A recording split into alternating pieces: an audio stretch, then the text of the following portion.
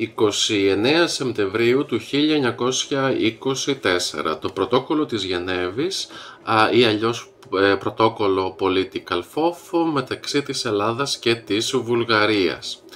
Το έγγραφο αυτό υπογράφηκε από τον αντιπρόσωπο της Ελλάδας στην Κοινωνία των Εθνών και πρέσβη στη Γαλλία Νικόλαο Πολίτη και από τον Βούλγαρο Υπουργό Εξωτερικών Κρίστο Καλφόφ. Ουσιαστικά το πρωτόκολλο Political FOF αποτελούσε μια κοινή δήλωση της Ελλάδας και της Βουλγαρίας στην Κοινωνία των Εθνών, τον πρόδρομο οργανισμό των Ηνωμένων Εθνών. Σύμφωνα με αυτό το έγγραφο, οι δύο πλευρές αναγνώριζαν την ύπαρξη βουλγαρικής μειονότητας στη Μακεδονία. Ποιο όμως ήταν το πολιτικό κλίμα στο εσωτερικό της Ελλάδας και της Βουλγαρίας που οδήγησε στην υπογραφή του παραπάνω πρωτοκόλλου? 2 χρόνια μετά από την Μικρασιατική καταστροφή του 1922 στην Ελλάδα επικρατούσε ακόμη πολιτική αστάθεια, αν όχι χάος. Οι πρώτες βουλευτικές εκλογές μετά την καταστροφή διενεργήθηκαν τον Δεκέμβριο του 1923.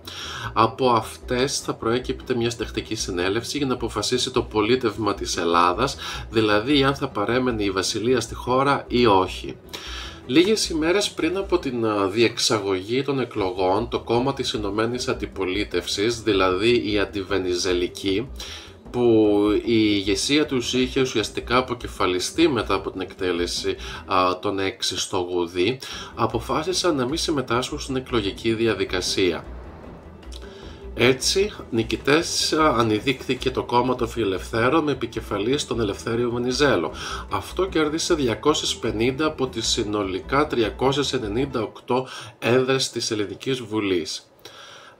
Δεύτερο κόμμα σε αριθμό εδρών ήρθε ο συνασπισμός της Δημοκρατικής Ένωσης με τους Φιλελεύθερους Δημοκρατικούς με επικεφαλής τον Αλέξανδρο Παπαναστασίου, κερδίζοντας 120 έδρες.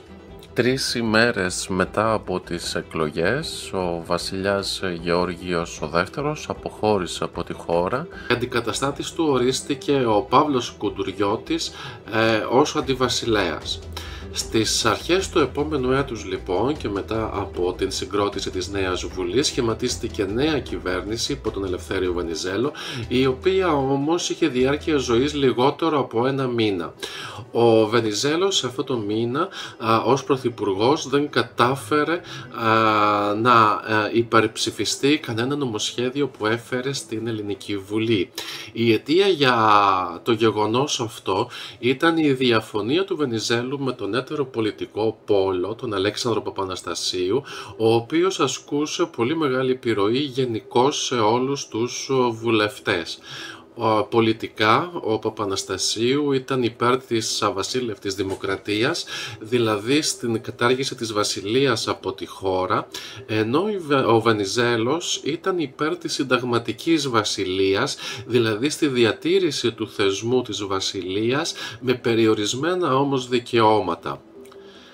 Μετά την παραίτηση Βενιζέλου, νέος πρωθυπουργός ορκίστηκε ο Γιώργος Καφαντάρης καθ' υπόδειξη του ίδιου του Βενιζέλου. Η κυβέρνηση Καφαντάρη είχε και αυτή διάρκεια ζωής 1 μόνου μήνα περίπου. Αυτό το οποίο πέτυχε μέσα σε αυτόν τον μήνα ήταν η απόφαση για τη διεξαγωγή ενός δημοψηφίσματος για την επιλογή πολιτιακού συστήματος που θα επικρατούσε στη χώρα. Η αιτία για την παραίτηση του Καφαντάρη ήταν οι συνεχείς παρεμβάσεις των στρατιωτικών επί των πολιτικών ζητημάτων, στρατιωτικοί που υποκινούνταν κυρίως από τον Θεόδωρο Πάγκαλο.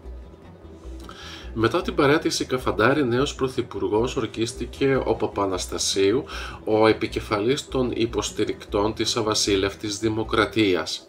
Το παράδοξο με την φερόμενη σαν λύση του πολιτιακού ζητήματος, διότι το πολιτιακό ζήτημα της Ελλάδας δεν λύθηκε το 1924, ήταν ότι πρώτα η Εθνοσυνέλευση κατήργησε τη βασιλεία τον Μάρτιο και ακολούθως τον Απρίλιο πραγματοποιήθηκε το δημοψήφισμα, ενώ θα έπρεπε να είχε ακολουθηθεί η ακριβώς αντίστροφη διαδικασία, δηλαδή πρώτα το δημοψήφισμα και μετά η απόφαση της Βουλής. Να σημειωθεί δε ότι από την εν λόγω Εθνοσυνέλευση ο ένας από τους δύο ισχυρότερους πολιτικούς σχηματισμούς της χώρας δεν συμμετείχε. Το αποτέλεσμα του δημοψηφίσματος ήταν 70-30 υπέρ της προεδρευομένης δημοκρατίας. Το αποτέλεσμα αυτό θεωρήθηκε σαν προϊόν νοθείας από ένα ηγετικό στέλεχος των βασιλοφρόνων, του Παναγί Τσαλδάρη, ενώ κατέστη αποδεκτό τόσο από τον Βενιζέλο όσο και από τον Ιωάννη Μεταξά. Έτσι λοιπόν ξεκίνησε η δεύτερη ελληνική δημοκρατία του νεοελληνικού κράτους, που θα διαρκούσε έως το 1935. Παρόλα αυτά, ούτε η κυβέρνηση Παπαναστασίου δεν μακροημέρευσε. Μετά από σχεδόν 5 μήνες και έναν ανασχηματισμό έχασε την υποστήριξη της Βουλής. Οι δυσαρέσκειες στο πρόσωπό του ήταν πολλές, όπως του Υπουργού Στρατιωτικών Γεώργιου Κονδύλη, που κατηγόρησε τον Παπαναστασίου για αδιαφορία για τη δράση των κομμουνιστών εντός του στρατεύματος. Άλλα παράπονα ήταν του Υπουργού Οικονομικών Εμμανουήλ Τσουδερού, ο οποίος ισχυρίστηκε ότι δεν εισακούονταν οι προτάσεις του από τον Παπαναστασίου σε θέματα οικονομικών, καθώς και του Υπουργού Εθνικής Οικονομίας Αριστομένη Μητσοτάκη, που κατηγόρησε τον Πρωθυπουργό για αυταρχισμό. Έτσι η κυβέρνηση Παπαναστασίου παραιτήθηκε στα τέλη Ιουλίου και η Βουλή θα έκλεινε για τις θερινές διακοπές. Γι' αυτό το λόγο λοιπόν σχηματίστηκε μια προσωρινή κυβέρνηση συνεργασίας όλων των κοινοβουλευτικών κομμάτων και θα είχε συγκεκριμένη χρονική διάρκεια ζωής, δηλαδή έως ότου η Βουλή άνοιγε και πάλι το ερχόμενο φθινόπωρο. Πρωθυπουργός ορκίστηκε ο Θεμιστοκλής Σοφούλης. Όσον αφορά τη Βουλγαρία, αυτή ήταν μία από τις ηττημένες δυνάμεις του Πρώτου Παγκοσμίου Πολέμου. Η Βουλγαρία είχε απολέσει τα εδάφη της Δυτικής Θράκης, η οποία επιστράφηκε στην Ελλάδα, είχε απολέσει τη Δοβρουτσά που επιστράφηκε στη Ρουμανία, καθώς και τα εντός εισαγωγικών μακεδονικά εδάφη που προσαρτήθηκαν στο βασίλειο της Σερβίας, Κροατών και Σλοβαίνων. Ουσιαστικά δηλαδή η Βουλγαρία δεν έχασε εδάφη που είχε προπολεμικά παρά μόνο τις νέες κτίσεις της. Πρωταγωνιστική πολιτική φυσιογνωμία εκείνης της περίοδου αναδείχθηκε ο Αλέξανδρος Σταμπολίσκι, που ήταν επικεφαλής του Αγροτικού Κόμματος της Βουλγαρίας. Μετά τον Πρώτο Παγκόσμιο Πόλεμο ξέσπασε επανάσταση και ο βασιλιάς Φερδινάνδος παραιτήθηκε υπέρ του γιου του Μπόρις του Τρίτου. Η Βουλγαρία ήταν μια φτωχή χώρα που αντιμετώπιζε πολλά οικονομικά και κοινωνικά προβλήματα. Ο πυρήνας του κοινωνικού της ιστού ήταν οι μικροκαλλιεργητές της γης, οπότε η ανάπτυξη ήταν ένα δύσκολο στοίχημα για την κυβέρνηση. Επιπλέον η χώρα δέχθηκε ένα μεγάλο μεταναστευτικό κύμα από τους φιλοβουλγαρικούς πληθυσμούς και τους πληθυσμούς που αυτοπροσδιορίζονταν ως Βουλγαρομακεδόνες και που διαβιούσαν στη λεγόμενη πρώην Βουλγαρική Μακεδονία, δηλαδή στα εδάφη που η κυβέρνηση του Βελιγραδίου αποκαλούσε Ιουγκοσλαβική Μακεδονία.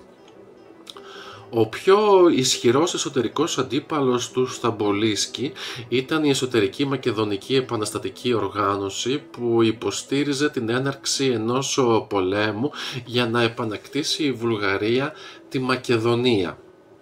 Η Εσωτερική Μακεδονική Επαναστατική Οργάνωση ήταν μια βουλγαρική μυστική αυτονομιστική οργάνωση που είχε ιδρυθεί από το 1893 με την ονομασία Εσωτερικό Μακεδονοαδριανοπολίτικο Επαναστατικό Κομιτάτο και που δρούσε κυρίως στα εδάφη που σήμερα αποτελούν το κράτος της Βόρειας Μακεδονίας. Ο αρχικός σκοπός αυτής της οργάνωσης ήταν η απόσχηση αυτών των εδαφών καθώς και της Αδριανούπολης από την τότε Οθωμανική Αυτοκρατορία, η αυτονόμησή τους και αργότερα η ενσωμάτωσή τους στο κράτος της Βουλγαρίας. Ο Σταμπολίσκι λοιπόν, για να καταφέρει να αντιμετωπίσει αυτούς τους αυτονομιστές, συμμάχισε με το Βουλγαρικό Κομμουνιστικό Κόμμα και προσέγγισε διπλωματικά τη Σοβιετική Ένωση. Ο Σταμπολίσκι όχι μόνο δεν ήταν κομμουνιστής, αλλά ήταν και ένθερμος αντίπαλος του μαρξισμού. Έτσι αυτός προσπάθησε να δημιουργήσει ένα διεθνές κίνημα για την καταπολέμηση του μαρξισμού, την λεγόμενη πράσινη διεθνή, σε αντίθεση με την κόκκινη διεθνή των κομμουνιστών. Ο Σταμπολίσκι επισκέφθηκε πολλές πόλεις της Ανατολικής Ευρώπης, προσπαθώντας να προωθήσει τις απόψεις του περί συμμαχίας όλων των αγροτών, όπου δεν αντιμετώπισε ιδιαίτερα προβλήματα από τους κομμουνιστές. Ωστόσο, τα πρώτα σύννεφα άρχισαν να εμφανίζονται μετά από την επίσκεψή του στη Ιουγκοσλαβία. Αν και ο Σταμπολίσκι έγινε ευμενώς δεκτός στο Βελιγράδι, επειδή υποστηρίζει μια ειρηνική λύση του ζητήματος της Μακεδονίας, στο εσωτερικό η εσωτερική μακεδονική επαναστατική οργάνωση ανέπτυξε ακόμη πιο έντονη δράση.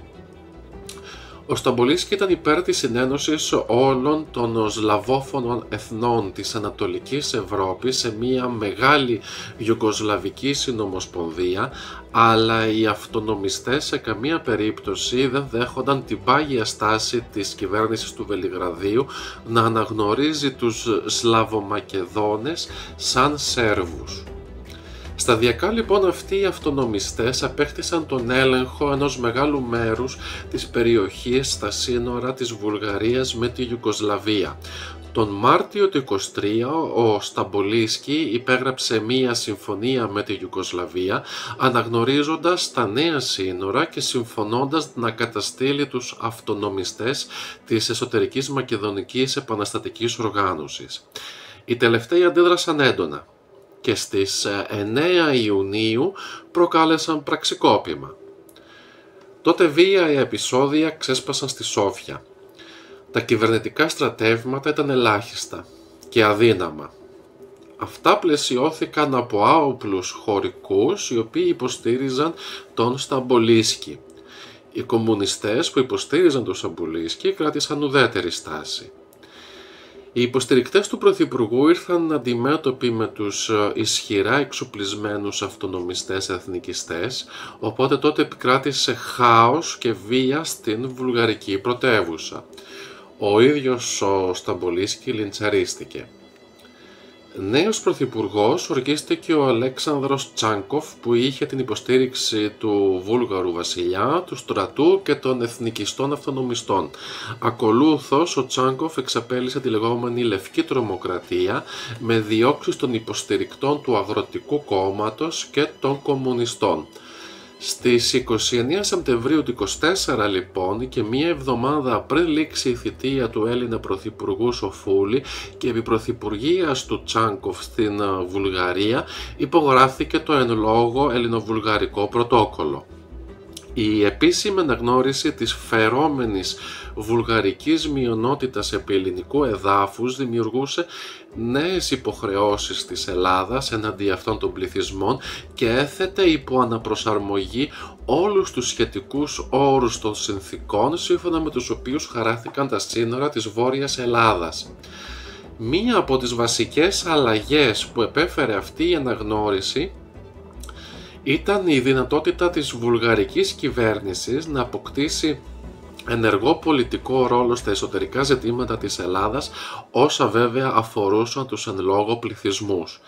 Επιπλέον, με αυτόν τον τρόπο η Βουλγαρία αποκτούσε προηγούμενο ώστε να προβεί σε αντίστοιχες αξιώσεις από τη Σερβία που θα σχετίζονταν με τη λεγόμενη Σερβική Μακεδονία, δηλαδή την περιοχή που εδαφικά συμπίπτει με το σύγχρονο κράτος της Βόρειας Μακεδονίας. Σε σχετική αντίδραση του Σέρβου Υπουργού Εξωτερικών προς τον Έλληνα πρέσβη στο Βελιγράδι στις 30 Οκτωβρίου ισχυρίστηκε πολλής ότι η Σερβία δεν επιθυμούσε να προασπίσει τα κυριαρχικά της δικαιώματα επί της Σερβικής Μακεδονίας μόνο δια των όπλων, αλλά πως το δόγμα του σερβικού χαρακτήρα του σλαβικού πληθυσμού της Μακεδονίας είναι η βάση της σερβικής πολιτικής.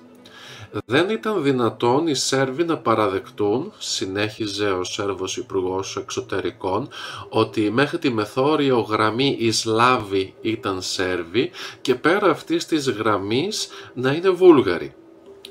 Ακολούθως η κυβέρνηση ζήτησε από την αντίστοιχη ελληνική να υπογράψει ένα παρόμοιο πρωτόκολλο σύμφωνα με το οποίο αναγνωρίζονταν ως Σέρβοι οι Σλάβοι της ελληνικής Μακεδονίας. Η Αθήνα αρνήθηκε να υπογράψει το έγγραφο αυτό, οπότε στις 30 Οκτωβρίου η δήλωση του Σέρβου Υπουργού Εξωτερικών προς τον Έλληνα πρέσβη στο Βελιγράδι ήταν αρκετά προκλητική έως και απειλητική. Εφόσον λοιπόν η ελληνική κυβέρνηση, αναγνωρίζοντας ότι οι Σλάβοι της Φλόρινας και της Έδεσσας ήταν Βούλγαροι, τότε η σερβική κυβέρνηση θα αναγκαζόταν να προβεί στη διαίρεση της ελληνικής Μακεδονίας σε ζώνες επιρροής. Αυτή ήταν η απάντηση της Σερβίας στην ελληνική κυβέρνηση μετά από την υπογραφή του πρωτοκόλλου. Ως απόρρια της παραπάνω αναγνώρισης, δηλαδή της βουλγαρικής εντός εισαγωγικών μειονότητας στη Μακεδονία, θα δημιουργείται ένας κοινός συμβουλευτικός οργανισμός και για τις δύο κυβερνήσεις, την ελληνική και τη βουλγαρική, που θα αποτελείται από ουδέτερα μέλη της Επιτροπής Ελληνοβουλγαρικής Μεταναστεύσεως, έχουσα ευρύτατα αυτή η Επιτροπή δικαιώματα. Ουσιαστικά αυτά τα δύο μέλη, εκτός από συμβουλευτικό ρόλο, θα μπορούσαν να πραγματοποιούν επιτόπιους ελέγχους. Οι κυβερνήσεις θα ήταν υποχρεωμένες να απαντούν στις εισηγήσεις τους και όλες οι πολιτικές και πολιτιακές αρχές θα ήταν στη διάθεση αυτών των δύο μελών της Επιτροπής. Το σκεπτικό για τη σύνταξη αυτού του πρωτοκόλλου, όπως δήλωσε ο αντιπρόσωπος της Μεγάλης Βρετανίας στην Κοινωνία των Εθνών, Gilbert Murray, ήταν η διατήρηση της ειρήνης στη Χερσόνησο του Έμου μετά από τον Πρώτο Παγκόσμιο Πόλεμο. Τουναντίον, το πρωτόκολλο Political FOF αναζωπήρωσε τα οικονομικά, πολιτικά και εθνικά συμφέροντα που συγκλώνιζαν από παλιά τα Βαλκάνια και είχαν υποχωρήσει μετά από τις συνθήκες ειρήνης για τη λήξη του Πρώτου Παγκοσμίου Πολέμου. Ουσιαστικά το πρωτόκολλο Political FOF ήταν μια επιτυχία της βουλγαρικής πολιτικής, αφού αφενός η Βουλγαρία αποκτούσε ενεργό ρόλο στο ζήτημα της Μακεδονίας και αφετέρου η Βουλγαρία διέριξε τις ελληνοσερβικές καλές σχέσεις που είχαν δημιουργηθεί την τελευταία δεκαετία. Όσον αφορά την εσωτερική κατάσταση στη Βουλγαρία, μετά από την δεύτερη αποτυχημένη απόπειρα δολοφονίας του Πρωθυπουργού Τσάνκοφ, οι διώξεις εναντίον των κομμουνιστών εντάθηκαν, το Κομμουνιστικό Κόμμα παρέμεινε εκτός νόμου και ο ηγέτης τους, Γιώργη Δημητρόφ, κατέφυγε στη Σοβιετική Ένωση. Το 1926 ο Τσάνκοφ παραιτήθηκε και νέος πρωθυπουργός ανέλαβε ο πιο μετριοπαθής Αντρέι Λιάπτσεφ. Όσον αφορά την εσωτερική κατάσταση στην Ελλάδα, αυτή όδευε επιταχύρω. Μία εβδομάδα μετά από την υπογραφή του πρωτοκόλλου Political FOF, νέος πρωθυπουργός ορκίστηκε ο συντηρητικός φιλελεύθερος Ανδρέας Μιχαλακόπουλος. Το Νοέμβριο του ίδιου έτους ξέσπασε ένα νέο στρατιωτικό κίνημα από τον υποστράτηγο Χαράλα Μπολούφα και τον αντισταγματάρχη Βασιλείο Ντερτιλή με σκοπό την ανατροπή της κυβέρνησης που τη χαρακτήριζαν κατώτεροι των περιστάσεων. Το κίνημα αυτό απέτυχε. Εν τω μεταξύ, οι μικρασιάτες πρόσφυγες παρέμεναν υπό άθλιες συνθήκες διαβίωσης, ο αγροτικός πληθυσμός φυτοζωούσε και γενικότερα επικρατούσε μία έντονη δυσαρέσκεια στις λαϊκές μάζες, η οποία έγινε ακόμη πιο έντονη όταν άρχισαν να δημοσιοποιούνται οικονομικά σκάνδαλα στις τάξεις του στρατεύματος που είχα λάβει χώρα κατά τη μικρασιατική εκστρατεία αλλά και κατοπινά. Έτσι λοιπόν τον Μάρτιο του 1925 ξέσπασαν γενικευμένες απεργίες από λιμενεργάτες, καπνεργάτες, ναυτεργάτες και εργάτες των σιδηροδρόμων. Ακολούθησαν πολύ βία επεισόδια μεταξύ αστυνομικών και διαδηλωτών.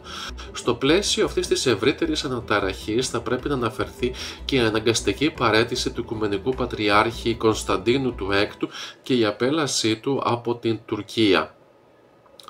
Η κατάσταση επιδεινώθηκε τον Ιούνιο με το ξέσπασμα της τρίτης φάσης του κινήματος των Γιαγιάδων.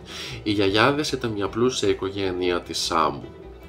Η Σάμος, όσο ήταν ουσιαστικά αυτόνομη στο πλαίσιο της Οθωμανικής Αυτοκρατορίας, ευημερούσε οικονομικά και πολιτισμικά. Όμως μετά από την ένωσή της με το φτωχό ελληνικό κράτος, οι ντόπιοι άρχοντες έχασαν την εξουσία τους και η τοπική οικονομία ακολούθησε φθήνουσα πορεία. Οι Γιαγιάδες λοιπόν ήδη από το 1914 αντέδρασαν σε αυτή την εξέλιξη και τον Ιούλιο του 1925 εξεγέρθηκαν και πάλι εναντίον της κεντρικής διοίκησης. Όλα τούτα έδωσαν το τελειωτικό κτύπημα στην κυβέρνηση Μιχαλακόπουλου.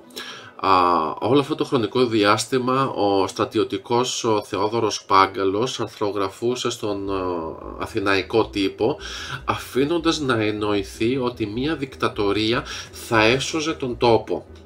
Στον πλευρό του είχε και τους Μικρασιάτες πρόσφυγες, των οποίων απροκάλεπτα οι εκπρόσωποι τους είχαν δηλώσει στην Εθνοσυνέλευση ότι θα υποστήριζαν μία δικτατορία με επικεφαλή στον Πάγκαλο. Τελικά στις 25 Ιουνίου του 1925 ο Πάγκαλος ανέτρεψε την κυβέρνηση και επέβαλε δικτατορία. Το καθεστώς του είχε διάρκεια ζωής σχεδόν 14 μήνες. Κατά το χρονικό αυτό διάστημα ο Πάγκαλος θέλησε να συσφίξει τις ελληνοσερβικές σχέσεις που είχαν διαταραχθεί εξαιτίας κυρίως του πρωτοκόλου Political FOF. Όμως τα ανταλλάγματα που ο Πάγκαλος έδωσε στους Σέρβους ήταν τουλάχιστον ζημιογόνα για την Ελλάδα.